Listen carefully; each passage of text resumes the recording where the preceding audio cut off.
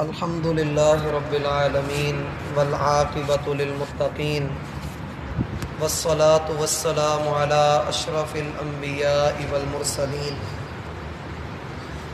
اعوذ باللہ من الشیطان الرجیم بسم اللہ الرحمن الرحیم۔ سورہ فاطر کی آیت نمبر 32 میں ہم نے اس بات کا تفصیلی مطالعہ کیا کہ اللہ رب العالمین کے چنے ہوئے بندوں میں سے کچھ ایسے ہیں جو اپنی جان پر ظلم کر بیٹھتے ہیں۔ ان کا یہ ظلم کرنا ان کو معلوم ہوتا ہے کہ یہ گناہ میں ڈوبے ہوئے ہیں، یہ گناہ کر رہے ہیں، عقیدہ تو ان کا مضبوط ہی ہوتا ہے، لیکن عملی زندگی میں ان کی کوتاہی کی وجہ سے یہ اپنے ایمان کو کمزور کر بیٹھتے ہیں۔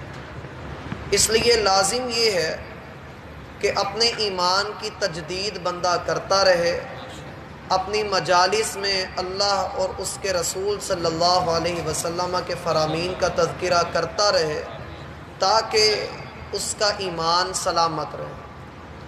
اور رسول اللہ صلی اللہ علیہ وسلم کا فرمان ہے کہ کوئی بھی گروہ، کوئی بھی قوم کسی بھی جگہ پر اپنی کوئی مجلس کرتے ہیں، کہیں پر اکٹھے بیٹھتے ہیں، خواہ وہ 2 بندے ہی کیوں نہیں، اگر وہ وہاں پر بیٹھ کر اللہ کا ذکر نہیں کرتے اور اپنے نبی پر درود نہیں بھیجتے، الا کان علیہم حسرا، کل قیامت کے دن ان کا یہ بیٹھنا ان کے لیے شرمندگی کا، ندامت کا اور حسرت کا سبب بن جائے گا۔ اس لیے لازم یہ ہے، کوشش یہ کرنی چاہیے کہ بندہ جہاں پر بھی بیٹھے، اپنے دوستوں میں یا اکیلا بیٹھا ہوا ہو، کہیں پر لیٹے بھی، تو ان سارے معاملات میں اسے اس بات کی طرف توجہ دینی چاہیے کہ وہ اللہ کا ذکر بھی کرے اور اپنے نبی پر درود بھی بھیجے۔ اس لحاظ سے یہی مجلس اور یہی لیٹنا اس کے لیے اللہ رب العالمین کے ہاں نجات کا سبب بھی بن جائے گا۔ ہم یہ بھی جانتے ہیں کہ رسول اللہ صلی اللہ علیہ وسلم کا فرمان ہے کہ آپ کسی بھی جگہ پر جائیں تو وہاں پر 2 رکعت نماز ادا کر لیں، اس لیے کہ وہ جگہ کل قیامت کے دن آپ کے حق میں گواہی دے گی۔ اسی لیے نماز کے بعد بھی یہی حکم ہے کہ آپ جگہ بدل کر نماز ادا کریں کہ یہ آپ کی گواہی دینے والی چیزیں بن جائیں گی۔ اس لیے بندے کو اپنے ایمان کی فکر کرنی چاہیے۔ ابو درداء رضی اللہ عنہ یہ اپنے ساتھیوں سے کہا کرتے تھے کہ آؤ بیٹھو، کچھ ایمان کی باتیں کریں، کچھ تم سنو، کچھ ہم سنائیں۔ آپس میں ایک دوسرے سے ایمان کی باتیں کرنے سے ایمان بڑھ جاتا ہے۔ بندے کو شرم نہیں کرنی چاہیے کہ میں 4 دوستوں کے درمیان بیٹھ کر اگر دین کی بات کروں گا تو مجھے مسیتڑ ہونے کا یا مولوی ہونے کا طعنہ ملے گا، ہرگز نہیں۔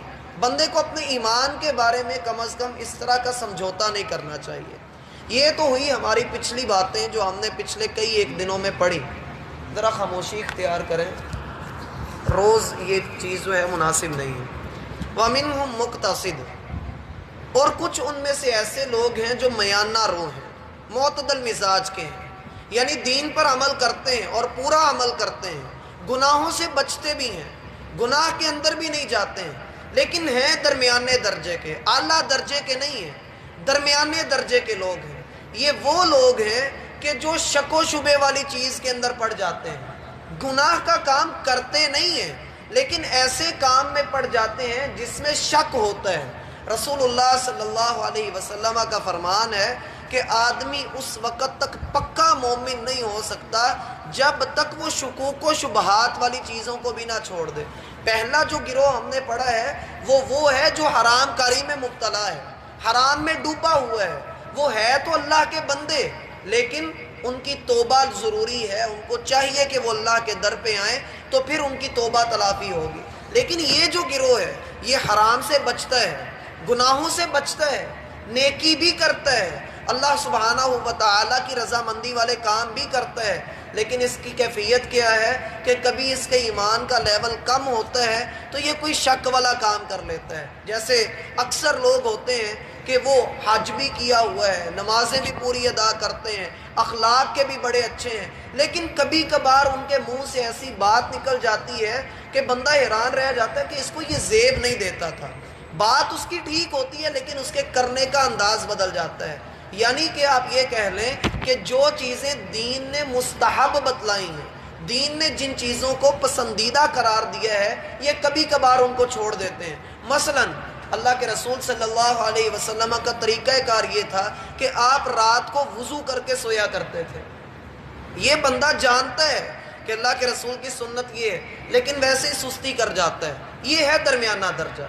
نیکی کرتا ہے، رات کے اذکار اس نے سارے کیے ہیں، سورۃ الملک کی تلاوت بھی کی ہے، سورہ سجدہ بھی کی ہے، تسبیحات بھی کی ہیں، سب کچھ کیا ہے، لیکن وضو اپنی سستی کی وجہ سے چھوڑ دیا ہے۔ یہ ہے درمیانے درجے کا آدمی، اس کا اللہ رب العالمین کے ہاں اجر بہت زیادہ ہے، یہ اللہ رب العالمین کے ہاں سرخرو ہے، یہ کامیاب شخص ہے، لیکن ابھی بھی یہ اپنے دوسرے درجے کے اوپر ہے۔ اس شخص کو چاہیے کہ یہ محنت کرتا رہے، یہ تگ و دو کرتا رہے اور نیک اعمال کی طرف بڑھتا رہے۔ جب بھی اس کو موقع ملے یہ وضو کرے، یہ نیکی کا کام کرے، جب بھی اس کو موقع ملے۔ جیسا کہ بسا اوقات انسان کے ایمان کا لیول ایسا بھی ہوتا ہے کہ وہ رات کے وقت وضو بھی کر لیتا ہے اور اسے اتنی توفیق بھی مل جاتی ہے کہ وہ 2 رکعت نماز ادا کر لے، اور اسی طریقے سے انسان بسا اوقات اپنے ایمان میں اتنا بڑا ہوا ہوتا ہے کہ جہاں اس نے 10 روپے صدقہ کرنا ہوتا ہے وہ 100 روپیہ نکال کر دے دیتا ہے، اور کبھی اس کے ایمان کا لیول ایسا ہوتا ہے کہ وہ 10 بھی جیب سے نہیں نکالتا ہے۔ تو یہ کیفیات بدلتی رہتی ہیں، یہ انسان کے ایمان کا لیول کم ہوتا رہتا ہے، بڑھتا رہتا ہے۔ اس کیفیت میں آ کر بندے کو کثرت سے دعا کرنی چاہیے، یا مقلب القلوب ثبت قلبی علی دینک و طاعتک، اے دلوں کے پھیرنے والے میرے دل کو اپنی اطاعت پر اور اپنے دین کے اوپر ثابت قدمی عطا کر دے۔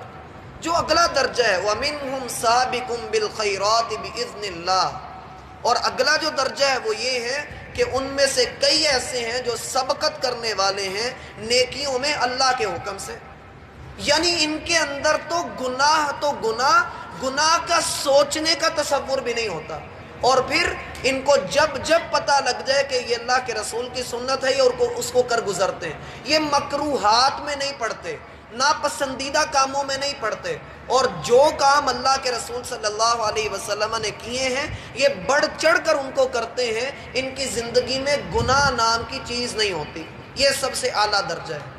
اسی لیے اللہ فرماتے ہیں سابقم بالخیرات، یہ نیکیوں میں آگے بڑھنے والے ہی ہوتے ہیں، یعنی ان کے اندر گناہ والی بات نہیں ہوتی۔ ان کی فکر کیا ہوتی ہے، ان کی سوچ یہ ہوتی ہے کہ میرا فلاں بھائی نیکی میں مجھ سے آگے ہے، میں نے اس سے آگے بڑھنا ہے۔ اس کی مثال آپ یوں لیں، صحیح مسلم کے اندر روایت ہے، غریب صحابہ اللہ کے رسول کے پاس آئے اور آ کر کہا یا رسول اللہ ذہب اہل الدثور بالاجور، اے اللہ کے رسول جو اصحاب ثروت ہیں، مال و دولت والے لوگ ہیں، وہ تو اجر حاصل کرنے میں ہم سے بہت آگے بڑھ گئے، وہ تو مال و دولت خرچ کر کے اللہ رب العالمین کے ہاں اپنے مقام بڑھا رہے ہیں۔ اے اللہ کے رسول ہمارے پاس مال نہیں، دولت نہیں، ہم کیسے صدقہ و خیرات کریں؟ ہمیں کچھ ایسا کام بتائیں کہ ہم بھی ان کے برابر کے ہو جائیں۔ اللہ کے رسول صلی اللہ علیہ وسلم نے فرمایا کہ تم ہر نماز کے بعد 33 مرتبہ سبحان اللہ، الحمدللہ اور اللہ اکبر یہ پڑھا کرو، تمہارے لیے بھی اتنا ہی اجر ہے۔ اب یہ تو اپنی نیکی میں آگے بڑھنے کی فکر میں تھے، انہوں نے اپنے ہی اندر اس بات کو چھپا کر رکھا کہ ہم یہ کسی کو بتائیں گے نہیں۔ لیکن جو نیک، جو آگے امیر لوگ تھے، آخر وہ بھی صحابہ ہی تھے، انہوں نے بھی اس کی جاسوسی کروائی کہ یہ نماز کے بعد انگلیوں پر کیا گنتے رہتے ہیں، ان کو بھی پتہ لگ گیا اور انہوں نے بھی نماز کے بعد یہ کام کرنا شروع کر دیا۔ اب یہ لوگ پھر اللہ کے رسول کے پاس آئے، غریب لوگ، اور آ کر کہا یا رسول اللہ ذہب اہل الدثور بالاجور، اے اللہ کے رسول جو امیر لوگ ہیں ان کو اس کام کا بھی پتہ لگ گیا، وہ تسبیحات بھی کرتے ہیں اور صدقہ و خیرات بھی کرتے ہیں، اب بھی وہ ہم سے آگے بڑھ گئے۔ تو اللہ کے رسول صلی اللہ علیہ وسلم نے کیا فرمایا؟ ذالک فضل اللہ یؤتیہ من یشاء، یہ اللہ کا فضل ہے، اللہ جسے چاہتا ہے وہ عطا کر دیتا ہے۔ نیکی کی توفیق مل جانا، نیکی کا کر لینا، یہ بھی بہت بڑا اللہ کا فضل ہے۔ اسی لیے تو ساتھ میں کہا کہ بِإِذْنِ اللہ، اللہ کے حکم سے ایک دوسرے سے آگے بڑھتے ہیں، ورنہ کئی لوگ ایسے ہوتے ہیں، کئی علماء ایسے ہوتے ہیں جن کو دین کے کسی ایک عمل کے بارے میں خبر ہی کبھی نہیں ملی ہوتی اور وہ اس سے محروم رہے ہوتے ہیں، اور عمر کے آخری حصے میں جا کر ان کو پتہ لگتا ہے کہ ہاں اللہ کے رسول نے یہ کام بھی کیا ہے۔ اس لیے بندے کو اللہ سے دعا کرنی چاہیے کہ اللہ مجھے صف اول کے لوگوں میں شامل کرے۔ اسی لیے تو آگے اللہ فرما رہے ہیں ذالک هو الفضل الکبیر، یہ جو ہے یہ اللہ کا بہت بڑا فضل ہے، یہ اللہ کا بہت بڑا فضل ہے۔ تینوں گروہوں نے جنت کے اندر جانا ہے، جیسے آگے آپ کو لفظ جنات نظر آ رہا ہے، تینوں گروہوں نے جنت کے اندر جانا ہے، لیکن جو آخری گروہ سب سے پہلا گروہ ہے یہ کمال گروہ ہے۔ اور پھر آخری چیز جو اس آیت کے اندر سے ہمیں سمجھنی ہے وہ یہ کہ ان تینوں گروہوں سے مراد کون لوگ ہیں۔ آیا ہر طبقے کے اندر، جیسے اب ہم ہیں، کیا ہمارے اندر 3 گروہ ہیں، یا پوری امت میں سے 3 گروہ ہیں، یا پوری انسانیت میں سے 3 گروہ ہیں؟ بعض اہل علم نے کہا کہ پوری انسانیت میں سے 3 گروہ ہیں۔ پہلا گروہ مسلمانوں کا، دوسرا یہودیوں کا، اور تیسرا عیسائیوں کا۔ لیکن اس قول کو رد کیا گیا ہے کہ ایسا نہیں ہے، کیونکہ بات پیچھے مسلمانوں کے بارے میں ہو رہی ہے، کفار کے بارے میں، یہودیوں کے بارے میں تو بات ہی نہیں ہو رہی۔ اب مسلمانوں کی اگر بات ہے تو مسلمانوں کے 3 طبقے ہیں۔ اللہ کے رسول صلی اللہ علیہ وسلم کا فرمان ہے خیر القرون قرنی، سب سے بہترین زمانہ میرا زمانہ ہے، یعنی صحابہ کرام۔ جو پہلا آخری گروہ ہم نے پڑھا کہ جو نیکیوں میں سبقت لینے والے ہیں، یہ وہ گروہ ہے، صحابہ کا گروہ۔ ثم الذین یلونہم، پھر صحابہ کے بعد جو اگلی نسل آئے گی وہ ان سے کم درجے پر ہوں گے، یعنی ومنہم مقتصد، جو میانے درجے کے ہیں۔ ثم الذین یلونہم، پھر اللہ کے رسول فرماتے ہیں پھر ان کے بعد جو نسل آئے گی وہ اس سے کم درجے کے اوپر ہوگی، جن کا ہم نے پہلے ذکر پڑھا کہ وہ اپنی جانوں کے اوپر ظلم کرنے والے۔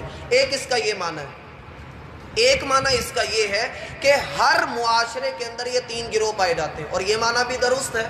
مثلا ہم دیکھتے ہیں کہ کئی نیک لوگ اہل علم وہ اللہ رب العالمین کے لیے نیکی کرتے ہیں تو کمال کر جاتے ہیں، اور کچھ ایسے ہیں جن کے اندر نیکی کا جذبہ بھی ہے، گناہ سے بھی وہ بچتے ہیں، لیکن کبھی کبھار ان سے چھوٹی موٹی کوتاہیاں ہو جاتی ہیں۔ اور کوئی ہمارے جیسے، اللہ ہمیں معاف فرمائے، ہماری مغفرت فرمائے، جو جانوں پر ظلم کرنے والے ہیں۔ اللہ ہمیں اس چیز سے محفوظ فرمائے اور ہمیں اپنا فضل